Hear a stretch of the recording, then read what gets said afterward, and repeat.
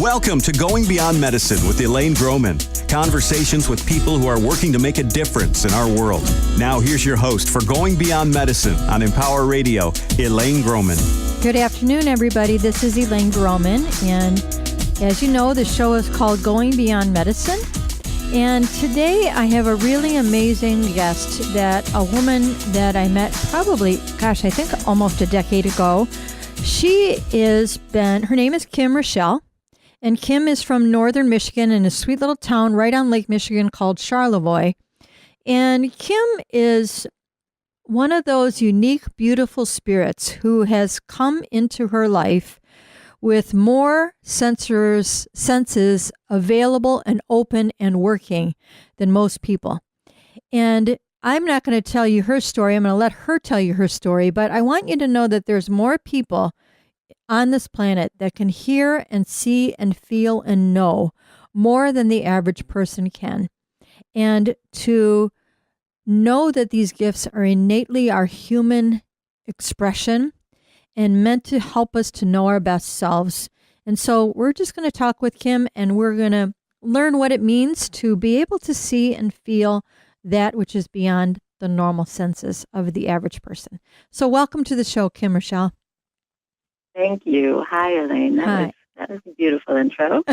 Well, there's so much I could say about you. So what I would like to know right off the bat, or what I want people to know right off the bat, is you have to go to her website and see her startling, beautiful eyes. So if you go to www.kimrichelle.com, you will see this face of who is this dynamic individual that you all should know. So, Kim, tell me a little bit about you and growing up in northern Michigan in kind of a rural area, but very much a part of tourism, and what it is like for you to have been a seer your whole life. It was, and I used to say unfortunately, it was very challenging, and I no longer say unfortunately, and that's partly due to you, because I've come to believe there aren't accidents, that Freud was right about at least that, and that when you're born with an ability that others perceive as evil, it can be part of your life's journey to show them otherwise. Okay, let's get right to that, because you used the word evil, and I want people to understand right now that you have such clear vision, which means you can see energy. You have seen energy your whole life from the natural world. You've seen what people perceive as mythological mythical beings like fairies. Right. And they are a part of the angelic realm. So what you do has nothing to do with evil and has everything to do with the light. So Let's just talk about what was your life like as a child. I know I skipped over some questions I asked you first, but I want to get to dispel the evil nonsense. Okay. Well, I totally would be happy to do that. And if you could see me, there were air quotes. Oh, I'm sure there were. Okay. But my mother was raised, bless her earliest years were in the hills of Appalachia in Kentucky. And so she had already a lot of fear before she ever met my father and gave birth to me. And I was her first child at 20 years old. So she came in to this marriage, to this relationship with me, with a very full of fear that was taught to her by her own mother. And it took me therapy to realize that this first encounter that shaped my relationship with the lights, I call them, was at 16 months old. I was interacting and playing with these beautiful, swirling, colorful lights, and sitting up and giggling and enjoying them. And my mother went into a panic, and she reacted in the ways that they taught her in the hills to cleanse the evil out of her baby. So she perceived your ability to see as evil. And it wasn't until I was in therapy, because it caused me to have PTSD. was traumatic enough to me at that early age that it caused me to struggle with that for my lifetime without it being diagnosed until I was 40 years old. And in that therapy, my sweet therapist, who I adore, who's now a very good friend, said, do you understand that in order for her to have reacted that way, she saw them too? Mm-hmm. And I didn't. It never occurred to me. It was just this trauma that I didn't really examine to think about the fact that she thought that she could see, and she felt it was so evil. I mean, she used the word demonic, that I believe she thought she'd passed on this seed to her little girl, and she was going to try to cleanse it from me. Like in the weirdest, corrupted, distorted way, it was an act of love. In her mind. She could do. In her mind, yes. So just so that our listening audience understands, because there is such a misunderstanding of, and religion, unfortunately, has made all things that are of the light, literally, when you see the light, when you interact with beings who are not physical bodies but are divine beings, that there has been put in place by many religions this barrier of we're not worthy of this. And if we appear to embrace it, then we are somehow going against religious dogma. And at 16 months old, without getting any more graphic than you choose to, it was a very direct, physical, in your mother's mind, exorcism of what she believed was some kind of genetic thing that needed to be shut down in you, right? Yes, exactly. And in that, and the reason that I say I no longer use the word unfortunate, is because in that moment, I mean, her frightened face was in front of me, and she was praying loudly, and all screaming, actually, right? Okay. screaming, and I always say one of my triggers is TV evangelists that put an extra syllable in Jesus, that's Jesus is one of my triggers because of those screaming prayers.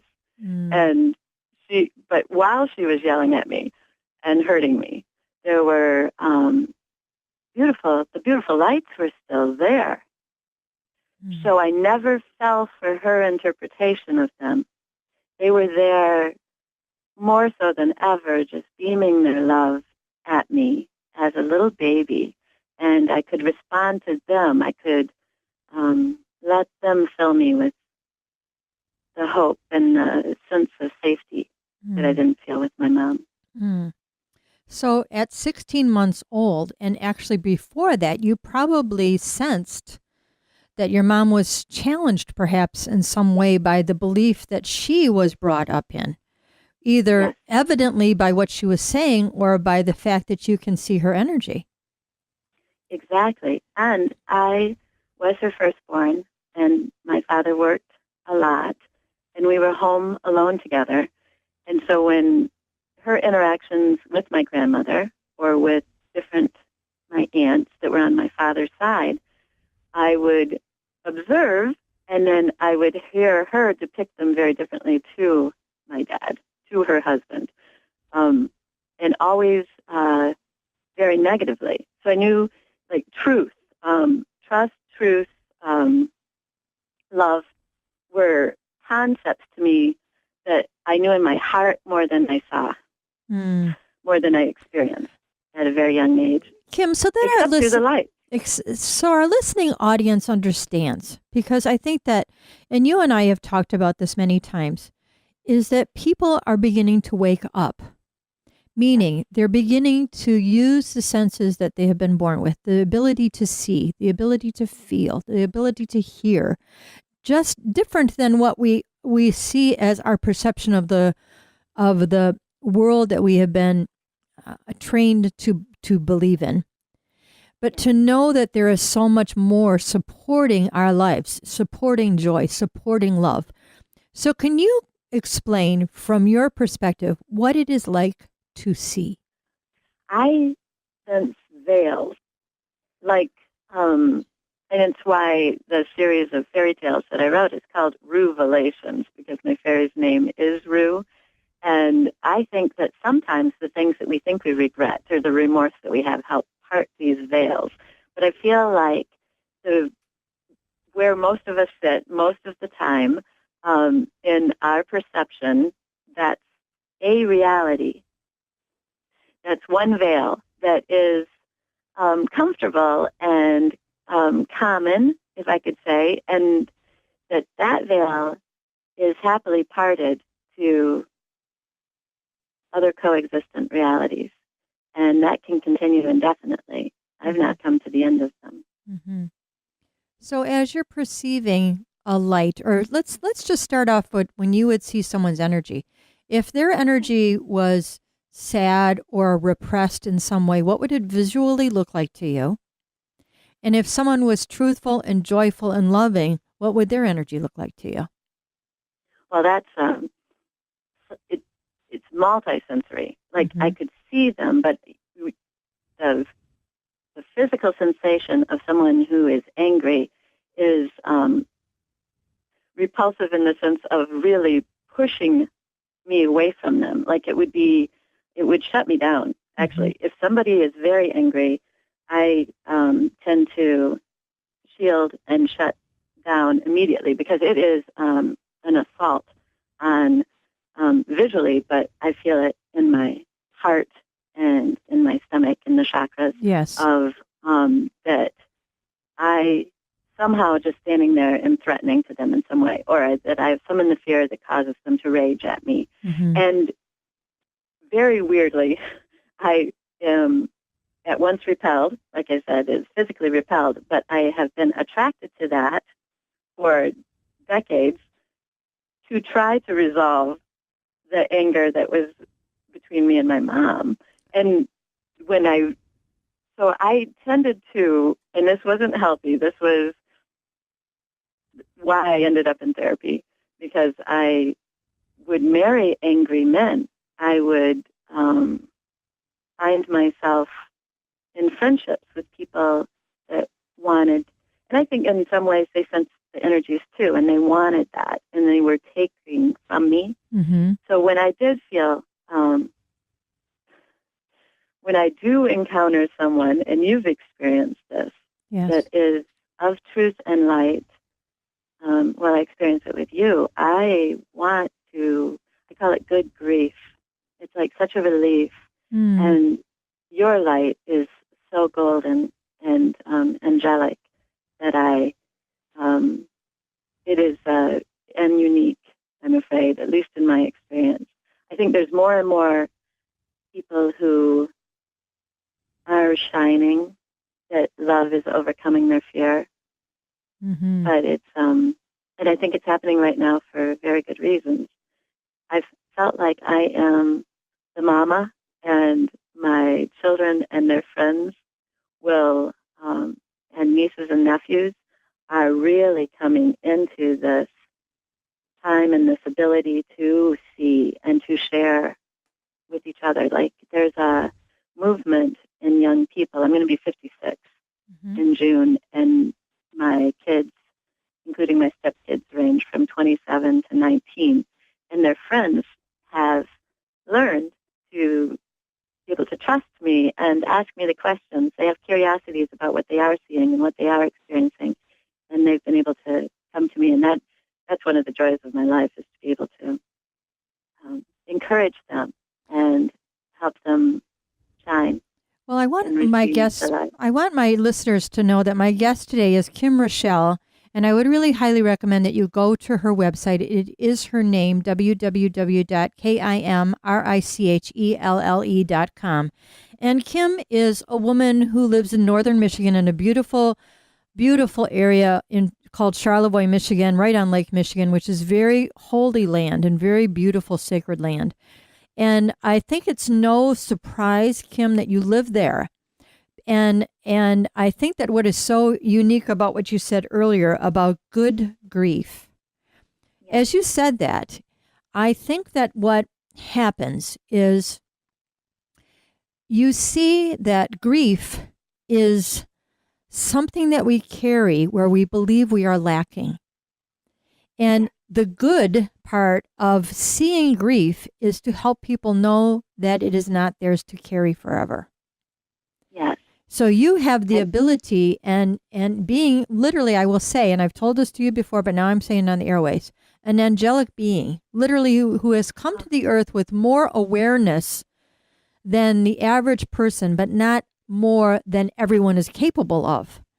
We are all capable of total and complete understanding of love. Yes. And we are here in this life to live it and to bring it forth.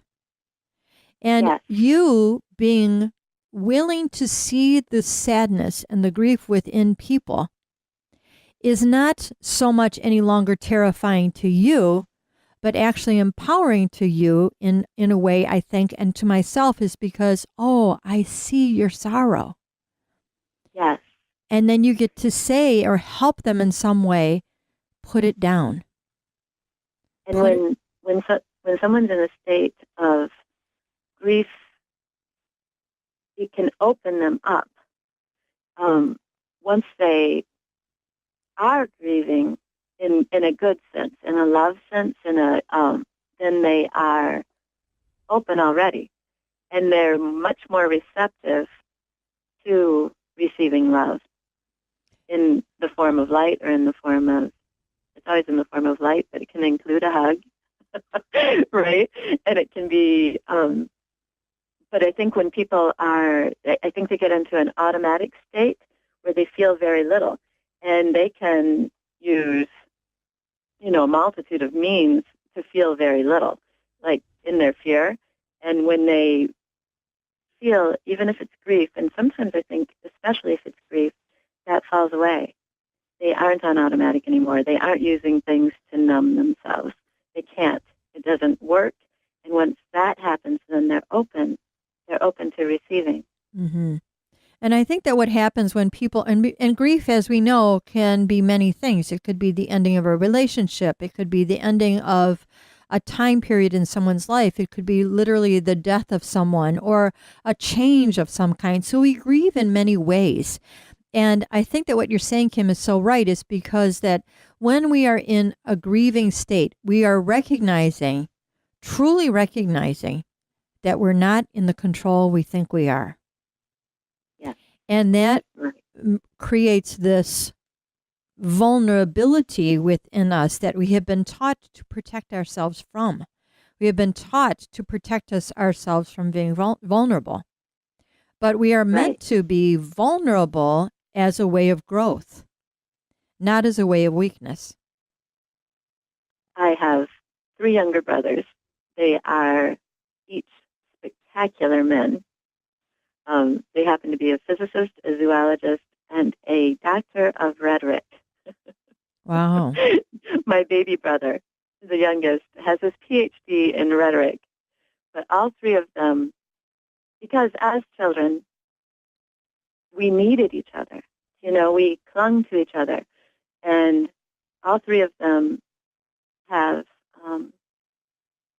abilities of their own that they're more or less comfortable with. They do put a lot of that on me. What do you mean they put a lot? What do you mean? They expect you to be the shining light, and they're just there? And the weirdo, in this sense. You know what I mean? Like, I'm saying that with even love for it in myself. But it's like Timmy says that, this is all going to work out because she can see this. But the thing that I was going to say about it is, at 11 years old, just before I turned 11 years old, my youngest brother was born. And the 2 others are very close to my age, behind me. And when up until that point in my life, I had horrible nightmares and memories that I thought were delusions from my own babyhood. And when I observed at 11 years old what Matt was suffering, I knew that those were actual memories. They weren't just nightmares. And so the other 2 and I did everything that we could to try to protect Matt and help him. And we succeeded to the point that he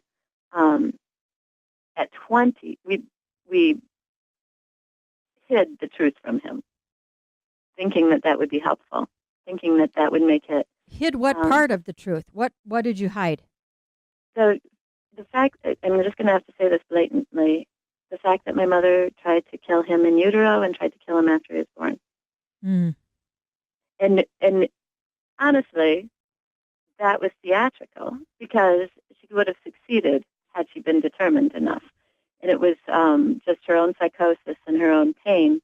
But we didn't want him to come into this world with that knowledge, and so we tried to protect him from it. Mm. And when he was 20, and this is what I'm saying, like when people can see and people can, I believe we're all born with that ability. And we suppressed it in him, thinking that was the very best thing to do. And when he was 20 and at Michigan State University, he started having the most horrible nightmares and he went into therapy, and he came home and he knew. He's like, tell me what happened to me when I was a baby. And I think that when people shut off their ability to know, and even thinking that it's in kindness to themselves and to others, that's one enormous wall, thick wall that has to be broken down in order to have what I call spirit.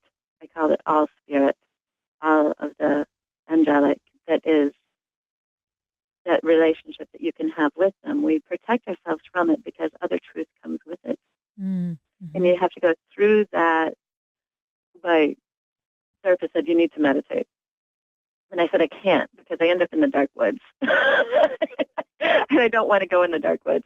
And you have to go in the dark woods to go through the dark woods to realize that peace and that love and the beauty and the power that really exists. Mm. Well, one of the things that I want my listeners to know is you have been so brave and so strong and so creative. And Kim is a phenomenal illustrator. And she has, and we'll talk about more about this in the second half of the hour, but Kim is a phenomenally prolific artist who, and I want you to speak to this, if you would, Kim, about how you used art to help you learn how to cope with what you were experiencing, to understand with compassion what you were experiencing, and to help us to understand that behind all what we think of as myth is truth. Yes. Mm-hmm. Well, when a role I took on myself when my baby brothers were born, my Joel and Randall, the two right behind me, were 18 months. Joel was born after me, and then 10 months after Joel, Randy was born. Mm. So we were really close in age, and I took it on myself to be their protector and their champion. Mm. And I drew secretly little fairies, and I cut them out. They were almost like little talismans, and I would ask them to carry them with them, and then they would always be protected. Mm. I mean, I was 2 years old doing this. And when one of the things that my mother did appreciate was the fact that I could draw. And she, I remember she had this beautiful vanilla little folder of vanilla leather, like this beautiful little piece. And at 3, with an ink pen, I drew all over it. And she called my name, and I thought, I'm in big, big, big trouble. I was 3 years old, and I thought, because I couldn't resist it. I would take the white cardboard out of my brother's shirts that they would get. Do you remember when they were all safety pins? Yes. I would take that to draw on. I would cut open cereal boxes and draw on that cardboard. And so when she called me, I came to her sure I was in trouble. And she said, did you do this? And I said, yes. And she said, it's Felix the cat. And I thought I was in, like I said, I was going to be punished, that this was going to be really, really bad. And she just kept repeating that it was Felix the cat. And what she was surprised is that she could recognize him. And that it had been drawn by a 3-year-old.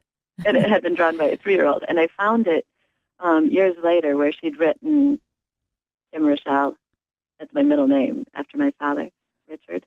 Kim Richelle, age 3, she'd saved it. She saved and it.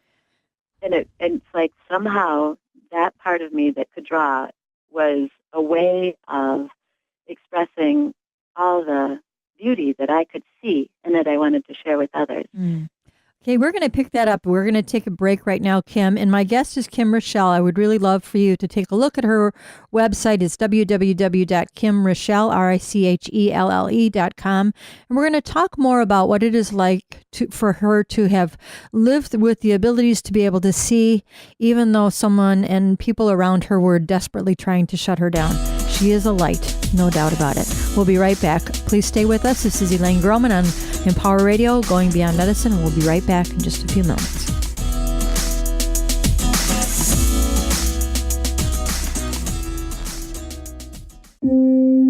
The Empower Meditation Channel. Non-stop meditation music 24 hours a day in the new Empower Radio app. Music to empower your meditation, help you relax, sleep, or provide a calm background while you work. The Empower Meditation Channel is interruption-free. Listen now with the Empower Radio app, free in the App Store, or listen online at empower.fm. Soothe your soul, calm your mind. The Empower Meditation Channel. I wasn't prepared to be a caregiver to Mom, but a little over a year ago, we realized she couldn't take care of herself without our help. And well, how could I not be there for her? I had no idea how hard it would be, and just what I would need to know. Things I never thought of, like how to improve her mood, and even for me, ways to stay positive. Luckily, I found the Caregiving Resource Center from AARP. It had articles about the basics that got me started, but also information about the hurdles I was facing in this new role. I could even connect with experts and hear from others who'd been in my place. I know this road we're on isn't an easy one, but I'm really happy to have the extra help for her and for me. Caregiving Resource Center at aarp.org/caregiving. Articles, tips, and tools to help you both care for your loved one and care for yourself. This message is brought to you by AARP and the Ad Council. Every day, I wake up at 5 a.m. to give Dad his medicine. Every day, I wake up at 5 a.m. to give Dad his medicine. At 6 a.m., I make his breakfast. Every day, I wake up at 5 a.m. to give Dad his medicine. At 6 a.m., I make his breakfast. At 7 a.m., I shower. Every day, I wake up at 5 a.m. to give Dad his medicine. At 6 a.m., I make his breakfast. At 7 a.m., I shower. I start laundry at 8. At 10, we go for a walk. Every day, I wake up at 5 a.m. For those dealing with the daily struggles of caring for a loved one, we hear you. That's why AARP created a community with experts and other caregivers for advice, tips, and support. Together, let's help each other better care for ourselves and the ones we love. Visit aarp.org/caregiving. A public service announcement brought to you by AARP and the Ad Council. Women now make up 37% of the workforce, changing their role forever. Harvard Medical School has now opened its doors to new female applicants. The first woman is now in space.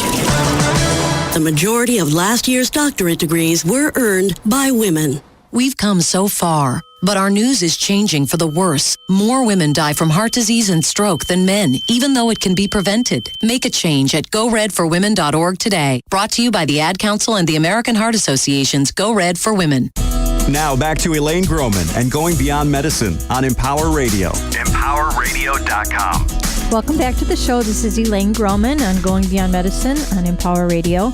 And today my guest is Kim Richelle, who is an amazing woman who lives in northern Michigan in a beautiful town called Charlevoix, right on Lake Michigan.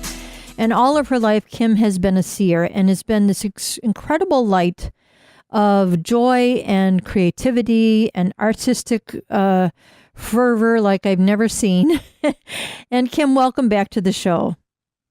Thank you, Elaine. Kim, tell us a bit about how art and your ability to be so prolific and creative in your illustration and your writing has helped you to find your place with all the gifts that you have.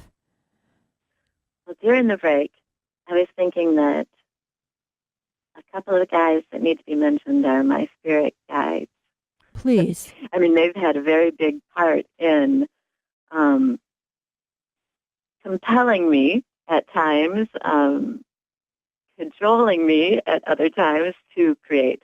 It is something I need to be provoked to do, as strange as that seems, because when you go into a mode of getting through the day and some of the prejudice extended to the townspeople of this beautiful town we're fairly isolated in 100%, almost, that's changed over the decades, but nearly 100% Caucasian Christian conservatives, that are,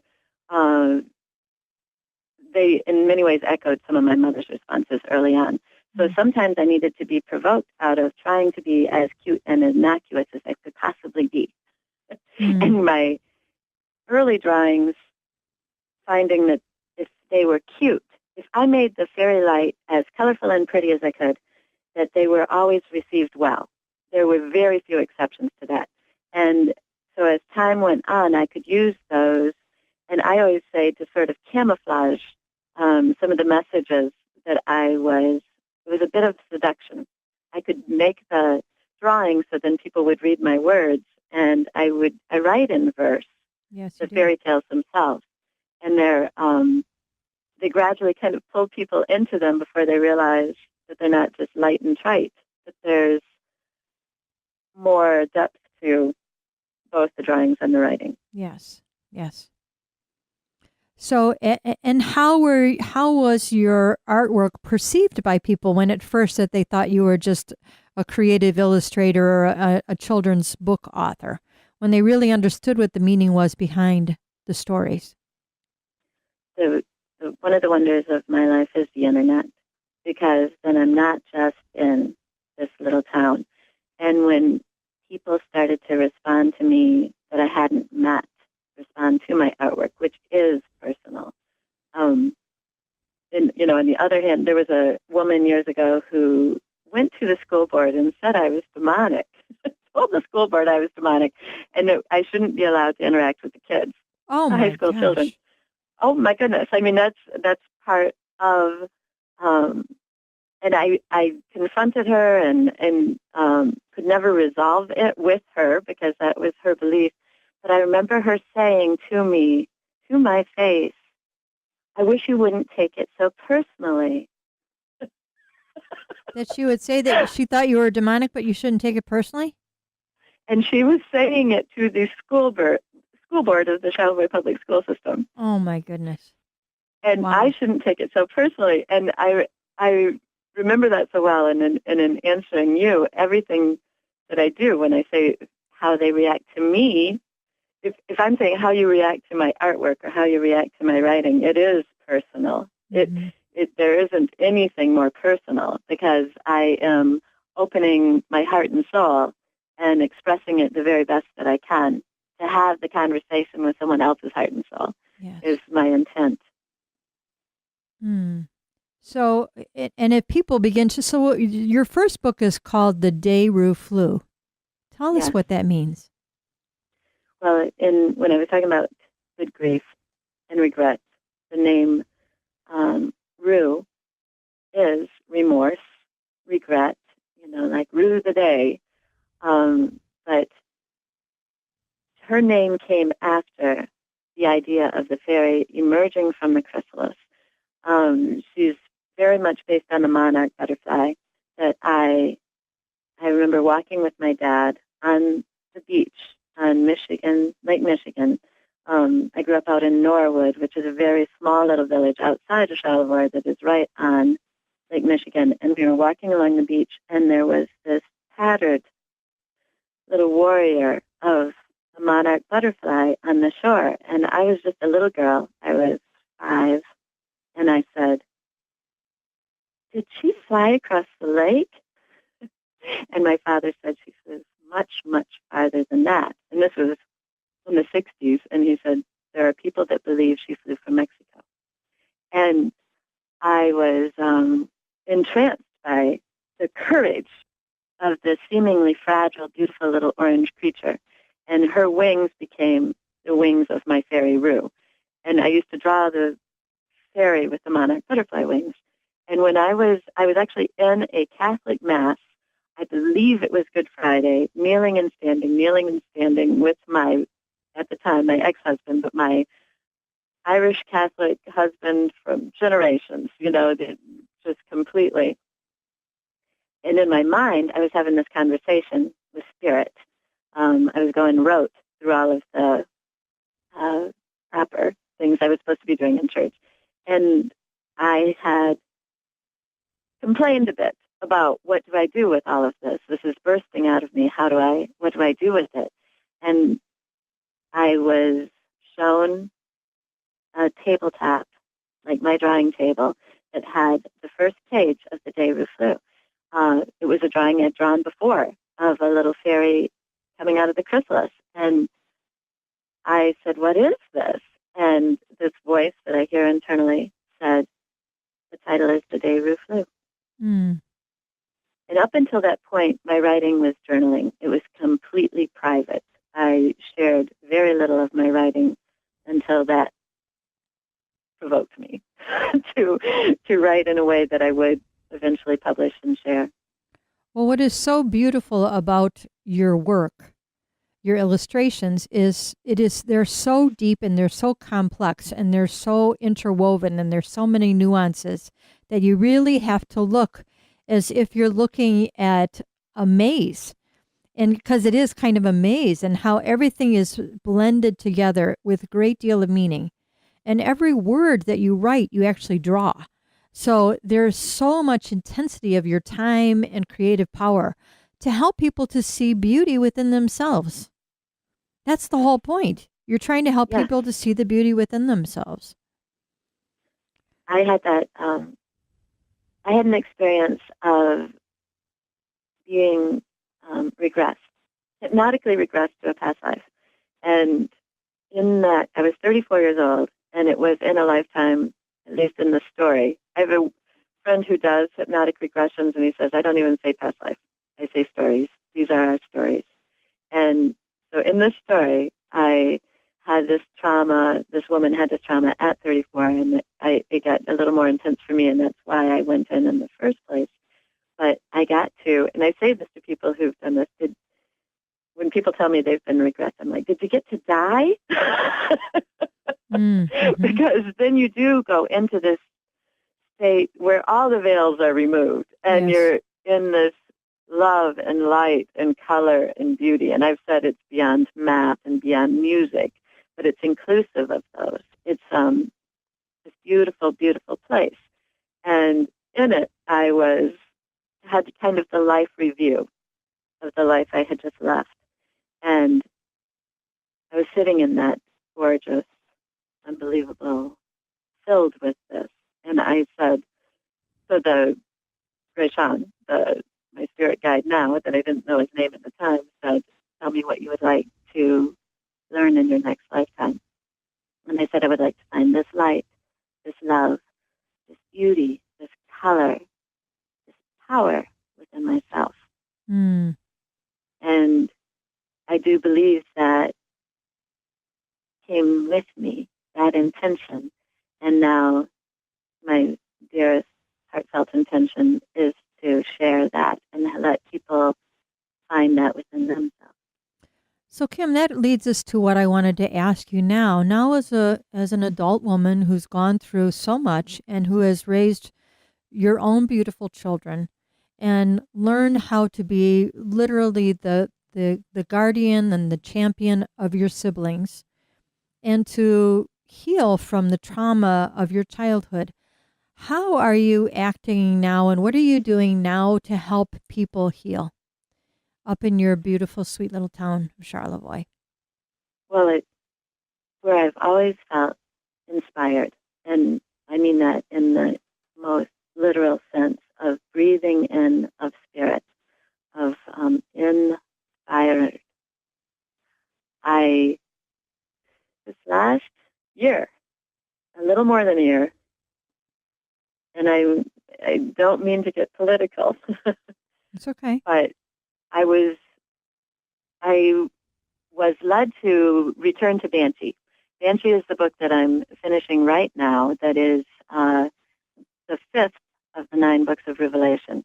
And I knew it was about misogyny. I'd written it a number of years ago, and 3 years ago I started illustrating it in earnest. And then a year ago, I was writing the addendum, which I have partly through you. We've talked about it a lot. I've decided they need a little clarification. These fairy tales need a little more story. And I thought it would be basically a blurb of, well, this is why I do what I do, and this is what this symbol means. You know, just a little clarity like that. Well, it's turned out to be this whole exploration of what misogyny is and what source it comes from. And it was all the more provoked by the campaign last year, right through the election, through the Women's March. It has corresponded with what's happening in these current events on our planet. And I think that it's a much more important part of what I'm doing than I ever had imagined. So what is your view of misogyny, that what you feel like you're just talking about right now? How is this really, in your view, and what you have always seen, caused all the problems we see on the planet?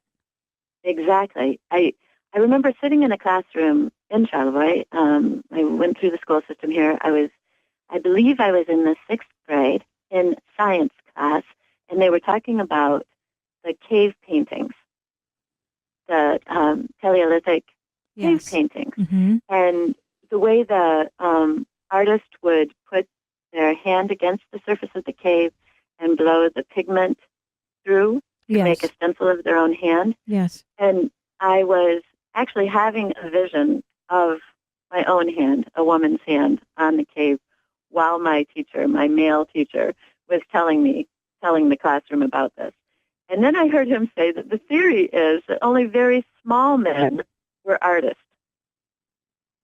And not the small hand of a woman? Not the small hand of a woman. And he was using the work of an archaeologist, a male archaeologist that studied.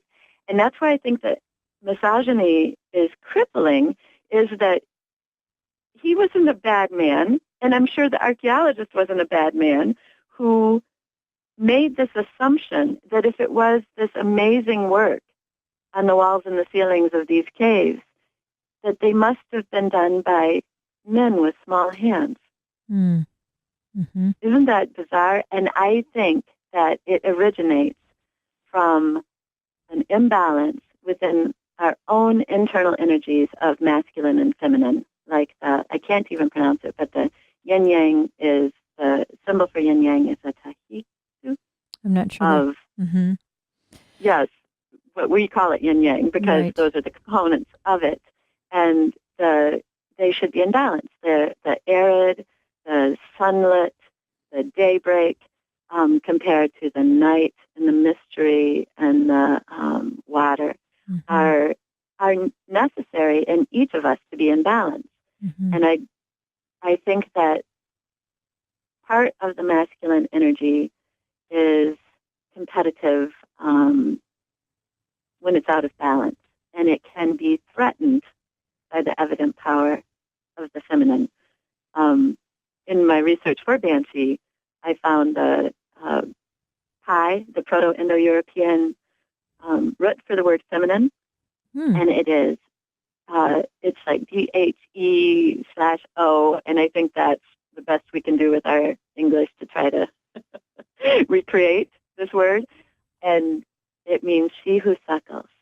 And I think very early on, the fact that women give birth and nourish, suckle their babies was a direct reference to our planet Earth and the way she brings life. Mother Earth brings life and nourishes her babies. And I think that when it was in balance, was the reverence for the planet, the reverence for the feminine, that where I studied that the word for competence and competition are the same. so that each person could find their own competence and their own gifts, their own abilities that would contribute to the tribe, and that it was all celebrated. I remember my brother Joel saying, when I was talking to him about writing all of this, and he said, matriarchy is a misnomer. It's not a ruler. Archy means to rule. Father's rule in patriarchy. And mother's rule, I think a word, I made up one that's mammogam. It's more of a family, of a tribe, where each individual has a role in that community. And I think that when patriarchy, father rule, took over, it had to do so by force, because it was going against its own nature and of the masculine, out of balance masculine, and it was going against the very balance of the planet. It's so true. That's so true. And what I think that what is so interesting is to recognize, at least in my own perspective, Kim, I think that people have gone and swayed too far in different directions in trying to hold on what they identify themselves with. But when they really get to an understanding through experiences that they have in their life, then they realize within themselves to really be happy, healthy, and healed of whatever it is that's happened in them, is they have to be compassionate to themselves. So the most challenged male, let's say someone who has gone through war, and God bless them for having done what they thought was the right thing to preserve life, then when they are done with these challenges, they need nurturing, they need kindness, self-kindness. And all of it is about bringing the balance. If someone has been too coddled in their life, they need to find their strength. So there's always the yin and yang that you're speaking about. And we all need this. And we have been so taught to see that if someone has an ability that somehow we don't, and we're deprived. And I think that what we need to understand is this is an innately human gift, to be strong and compassionate, to be nurturing and a champion, to do all of these things with equal measure as the time is appropriate. Absolutely. So, Kim, what are the things that you're helping people with in terms of, I know that you do tarot readings, which is and you beautifully illustrate them, and which is an ancient practice of helping to show a visual through the cards of how divine beings and our own higher selves are trying to guide us. And that's what frightens people sometimes, is they try to interpret what is this unseen part. Right. And they misinterpret it. And also with the healing arts. So tell us what you're doing now to just continue to be your sweet self in offering healing of various forms. Well, I learned the energy work of sacred geometry through you, which is part of my everyday, whether I'm doing an actual healing or not. I've found that I can reach people like heart to heart, no matter where they are. And I think that the word, well, this is another, I've been so much into the etymology of these words for this reason, because we have lost the true meanings of so many of these words, and they are important. It is important to know that the feminine came first, and that the female was derivative of it, that the feminine came before the male. Mm-hmm. Is he who suckles. But the word healing is the same as, it comes from the same root as whole and holy, as in sacred. And I think that when we recognize that we are more the same than we are different. Mm-hmm. Candy, that we know, some friends of mine were asking me what I felt about Holy Communion. I had gone to a funeral recently, and I had spent those years being Catholic with my husband, and I felt so much at returning to the sanctuary, and I couldn't receive communion because I've lapsed, but the whole symbolism and the beauty and the reality of it. So these friends of mine were asking what I felt about Holy Communion, and I said, whether I felt it was literally the body and the blood. And I said, I do, in the sense of, I believe that we are all of the same stardust. And when you get down to the subatomical molecular level, the intention is what matters with the energy. And for Jesus, who I now call Yeshua, from things that I've studied, when Yeshua said, eat of my body and drink of my blood, it can be literal when you go to the stardust that we are all made of, and the wholeness and the holiness that connects us all together as one. Mm-hmm. And as you're saying that, Kim, what comes to mind is how strongly people believe in what is often referred to as the placebo effect.